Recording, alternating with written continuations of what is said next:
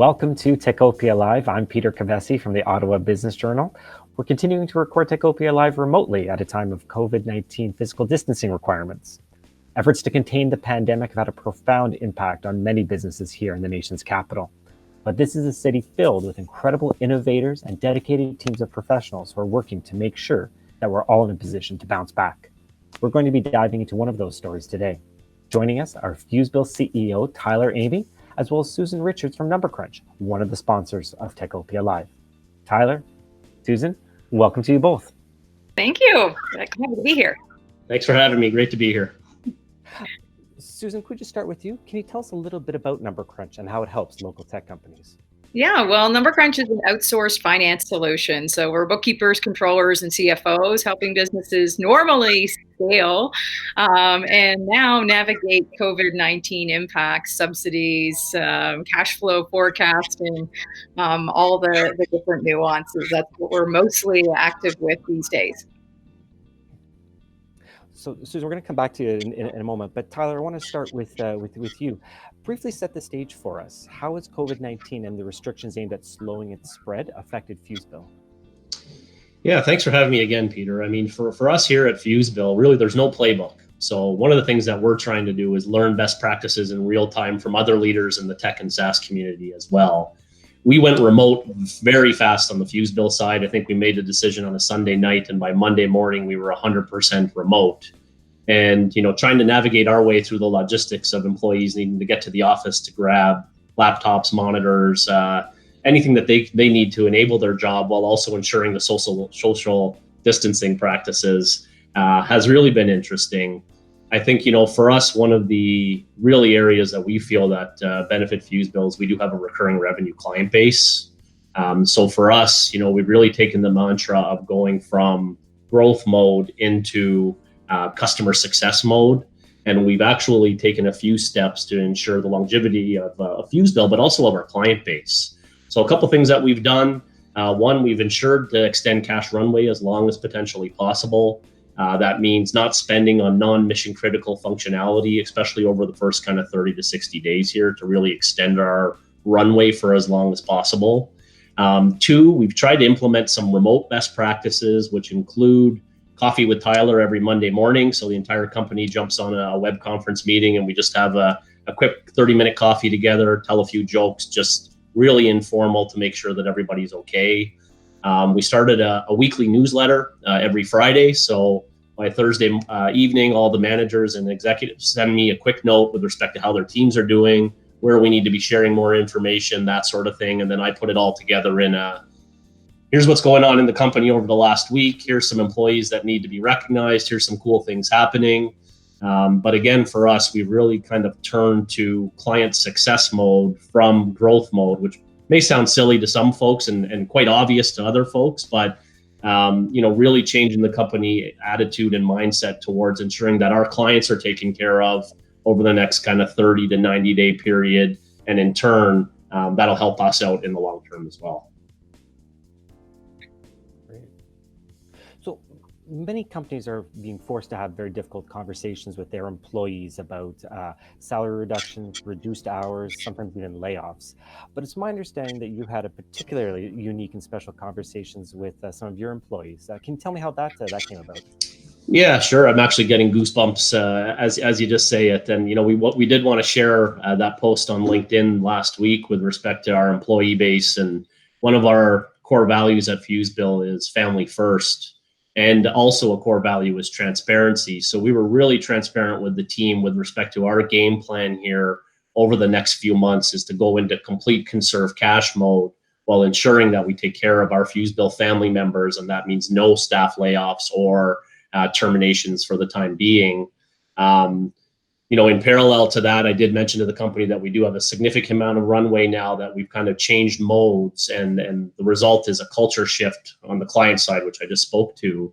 The other piece that came out in some one-on-one chats that I had with some of our employees was some of our employees actually were generous enough to say, hey, if it comes to a point where you need to make a decision on letting one of our Fusebill family members go or keeping them, I'd be more than happy to take no salary for a serious period of time in order to keep the other employees on. And I mean, there's not too many times where I'm speechless in my journey as kind of a CEO and entrepreneur, but to have that type of culture where we had at least half a dozen employees, not in cahoots together, just on their own, reach out and say that to myself, I just really left speechless with respect to it. And like I said, I just got goosebumps talking about it again here.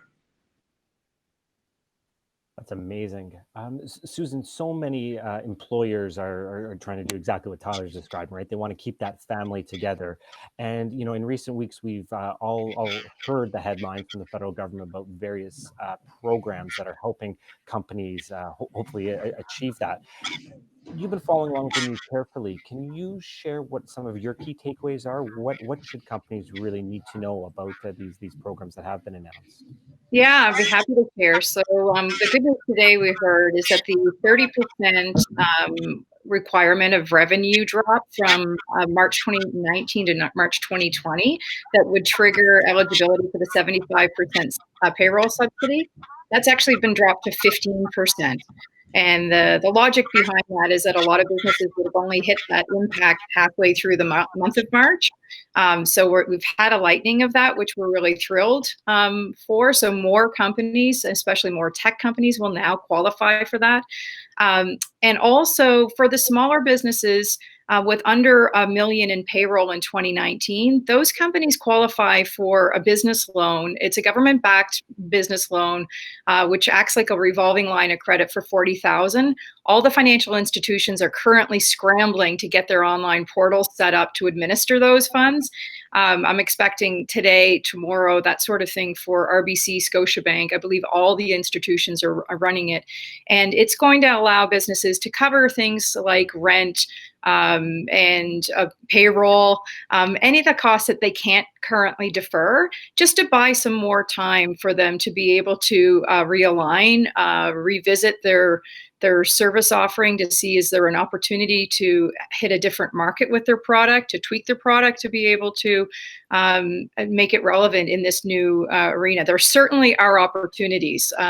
Business is not as usual right now, but there are opportunities rapidly presenting themselves, and the more nimble we can be, which requires some flexibility and cash flow in order to keep the oxygen flowing, the more that we can jump to those opportunities. And I'm kind of eager to see that play out. But those two are the key ones. The 75% payroll subsidy is huge.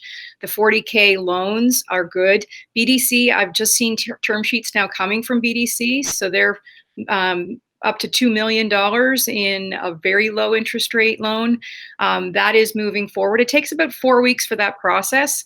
So act now if you're needing material amounts of money, because the thing with the 75% subsidy is it's going to take another 5-6 weeks before people will have that cash in hand. So you do need to be able to get through the next couple of months. And for a lot of tech companies, those runways they run those runways tight to begin with. And fundraising efforts right now, you know, everybody's a little uncertain about where the investors are going to be playing yet. So stand by, more opportunities coming, but these are the ones to keep an eye on right now.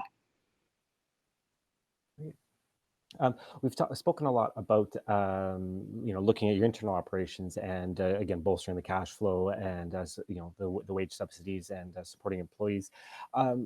From the outside, Tyler, you were sort of alluding that or mentioning that you were having some interesting and creative conversations with your clients. Can you tell me a little bit about that?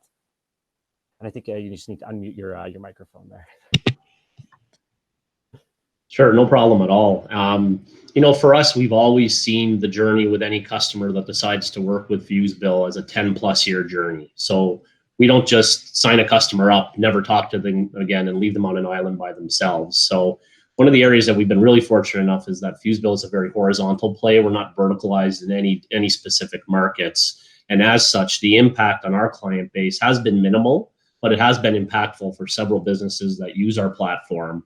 And really what we've done is we've gone and reached out to specific companies that we think may be in jeopardy, or they've reached out to us asking for a few different creative ways to continue to work together, but maybe just delay the payment of cash to Fusebill. So we've done a few creative ways, such as maybe applying net 30, net 60 terms where clients we're specifically paying every month, maybe pushing that out 60, 90 days to help. A few customers, we've actually paused their Fusebill subscription for 60 to 90 days, again, in an effort to help their business in pure conserve cash mode. And then for a few who've really been struck by the pandemic with respect to their go-to market and revenues, we've actually been gracious enough to allow them out of their contracts, and knowing that at some point karma will work full circle and they'll come back to us. But for now, just letting them out of that liability. And those are kind of the three key ways. But for us, it's just really making sure they're okay. Is there anything we can do as a business? Again, we feel very fortunate that we do have recurring revenues that can extend our runway, our lifetime for a while here, but really taking that partnership mode. And if it's a little bit of a hit on us as a business for 60 to 90 days, but we're helping out our client who's going to be with us for 10 years, it's a no-brainer. Susan, I was wondering if you could pick up on something that Tyler said. He was really emphasizing, those long-term term relationships. Why is that lifetime client value so important, particularly for SaaS firms? Yeah, I think, an ideal churn rate for SaaS companies is often measured around 1%. And that means if you take 1 divided by 1%, we're talking about 100 months. And so from a SaaS standpoint, a lot of companies do consider their client relationships to be 10 years, like 5 to 10-year relationships. And so if you think about a quarter or two in the context of a 10-year relationship, it's a drop in the hat. And especially if the Canadian government is stepping forward to enable some subsidy support for companies that forego revenue in the front end. We're not suggesting gaming the system, but we are suggesting that we don't have to be as desperate for that revenue necessarily this month or next month in order to alleviate and allow the economy to flow. And Tyler's done a great job articulating the view to have. You want your customers to be strong because you need them on the other side. And it costs a lot of money to acquire these customers. So it's well worth the return on investment to forego the short-term revenue in order to keep the relationship intact. And I think there's opportunities there too. Some companies have partnerships that they've been working towards with larger players.